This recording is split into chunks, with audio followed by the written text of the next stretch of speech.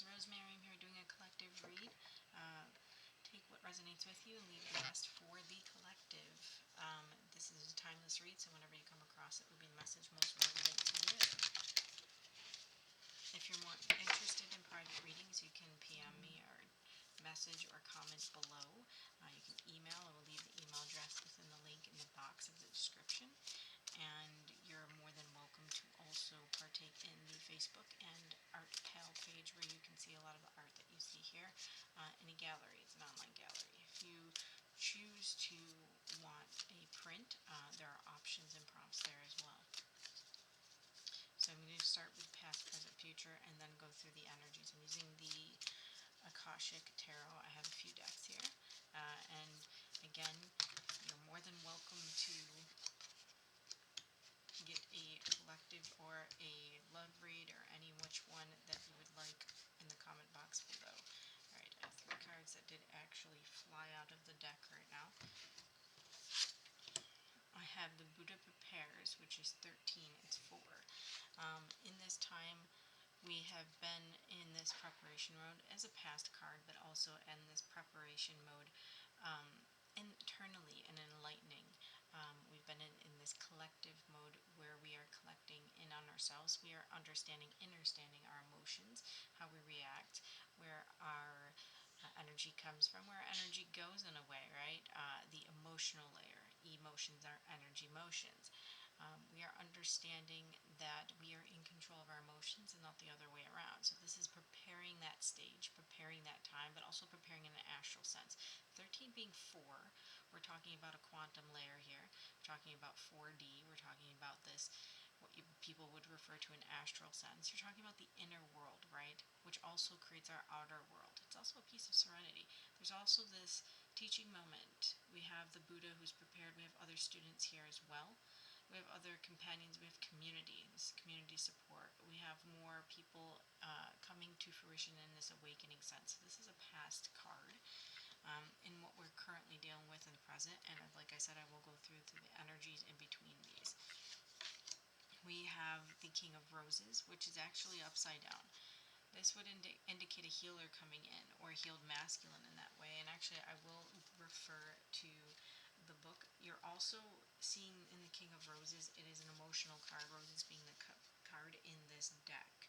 So in the reverse, it's showing a potential disruption to a relationship with male, whether it's a friend, family, or romance. So sparks may fly there. So again, so we're kind of seeing these breaks in this relationship, things that don't serve us. Again, we went inside and did the inner work. This is the break in them, right?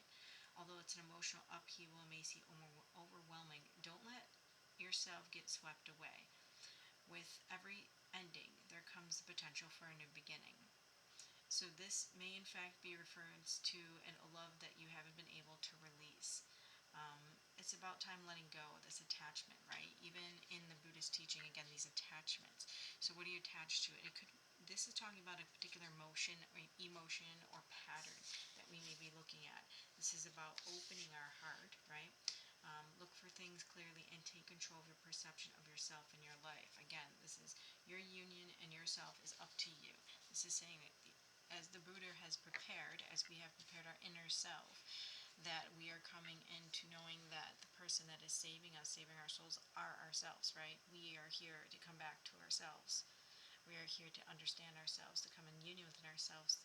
Many are on this twin flame journey, and a lot of the twin flames, whether it be one or the other or both, is talking about how you come into that union within yourself first, with the masculine, the feminine energies, the source energy, the energies that are going around, right? And then as it becomes outward, from within to without, it actually manifests the reality space around you.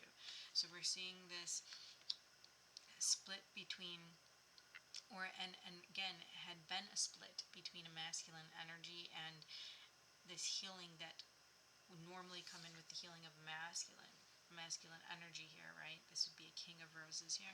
We're talking about this split to come in to actually cause more clarity to come to the person, right? To come and bring yourself into union before we move forward.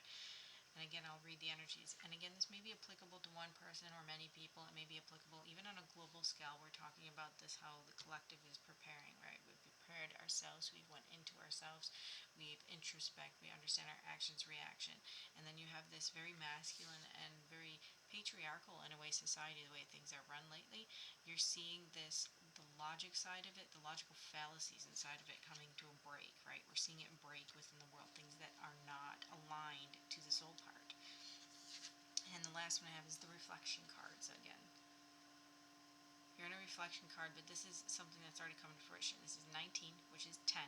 9 plus 1 is 10, which is a new beginning, right? So it's 1 again.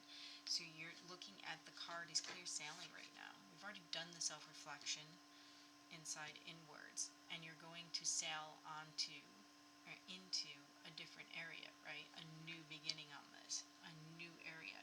We've already, even with this is indicative even of the full moon. We are coming into a full moon right now. I believe it's the buck moon. It's a Capricorn moon, right? It's a very grounding moon. It's very earthy, but it's giving us new opportunities here. So us sailing into this clear waters, serene waters, right? We are in control of our emotions. They're not turbulent. They're not rocky. They're not going everywhere. We've been through the reflective stage where even the moon is representative of the feminine energies. It's in balance, right? We're in tune with the emotional part, the underside, the unseen. This stuff in the seen world is not congruent. We have seen in the light in the 3D world with what we have prepared for and what is underneath the emotional side, the astral side. This is talking about a change in it. This is talking about more serene water coming in, but again, it's through the disruption, through the chaos of things that we see things come unveiled, right? The unmasking. You're unmasking things from yourself, from society, from and looking at all the things that were not true that we were operating off of, right? A lie in a way. So I do have another deck here. I have the Elements Oracle deck. I'm going to go in between these, and I'll give you a bit more on this.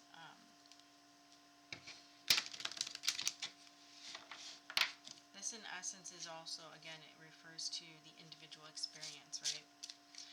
A lot of times when we go within, we introspect, we do not see the congruency between a 3D world, and then we strive to take our dream part and actually bring it into the 3D world, right? And so are we bringing with chaos, or are we bringing it in with, again, we're going to end the lie part, right? And the shadow part of this that doesn't serve, and so that we're able to have these serene waters. So I'm going to cut it, and I'm going to read the two underneath.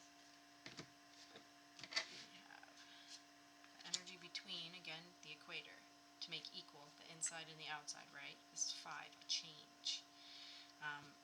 This is, again, light and dark, right? A change between what is inside and what is outside to make it equal, to make it be able to get to these waters. So I'm going to cut the deck one more time. And we have the life breath, 27, which is 9, coming into completion, right? So we had a change between what was inside that we were not seeing that was outside. It was very disruptive. We decided to, again, move away from the things that are disruptive, or at least look at them, face your truths, right? Face your fears even, because what you fear, that's the shadow, the blockage, sometimes allows us not to be able to make a move, right? We fawn, we fight, we go the other way. In order to we face that within ourselves, we understand that there is nothing to be afraid about. Again, fear is the mind killer, the little death, but also fear nothing but fear itself, right? The actual concept of fear, because then it allows somebody else to be manipulated, allows you to be manipulated, right? Because you're operating from a fear-based survival mode. This is making a change to that, so we're not in this disruptive energy, but we're in this serenity energy. So again, this breath of life, new birth in a way. It's coming to completion. We have had this change, this equality, this contrast. You're seeing it in the world. You're seeing the contrast. You've seen the duality. You've seen the left and the right. You've seen the black and the white.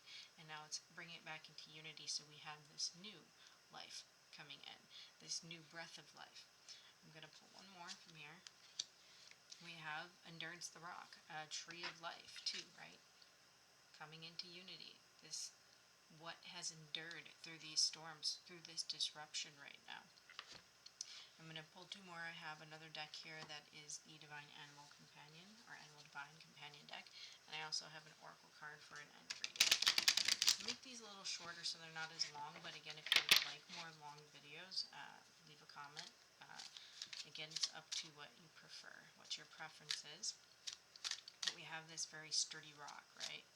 This tree that literally grew out of the cracks and is standing there still, right? Even you see on the side here, through anything that would have been turbulent waters, through wind, through things that could have knocked it down, through fire, all of it is coming into life, right? This new tree, this new book, this new paradigm. All right. We're going to give two messages. Again, what is the energy around the persona in the collective? Again, this collective is going through this making equal. We're bringing back unity in. We're bringing this breath of life in. We're bringing this endurance, the rock. What has endured, right? What is the truth that endures? What has grown and sprouted that it will always be there? The tree that has always sprouted, right? It is going to be there. It is here we go. So we have persona. We have the high priest. We have Ganesh as the high priest. Ganesh as the high priest here. And I will again hold the book on this. He's also got we have the mouse who has the book that is being written. Do you see the mouse? We also have the multiple hands. You also have each chakra being aligned here. You have as the high priest, again, this energy of coming in of your own security. So, let me get to it. And we have the elephant is a wise teacher. So we have teacher. We have a teacher coming forth. We also have greater awareness, education. We have a new education, right? So Ganesh, the elephant is a wise teacher, luminous. Symbols fly out of the book while Ganesh's companion, the rat, looks on. The book represents higher culture and the attainment of knowledge. So a snake serves as Ganesh's belt, representing the never-ending quest for knowledge. So again, look and seek for that truth, right? His potbelly is a symbol of his success. The gut is where the drive for knowledge begins. The jade stone on his forehead is his third eye. Third eye, right? So this S symbol of the rhythms of life and death. His gold adornments are connection to the warm energies, the background echoes, the Mandela motif, and the different stages of consciousness. Ganesha also holds a crystal ball for clarity and a wand for directing divine power.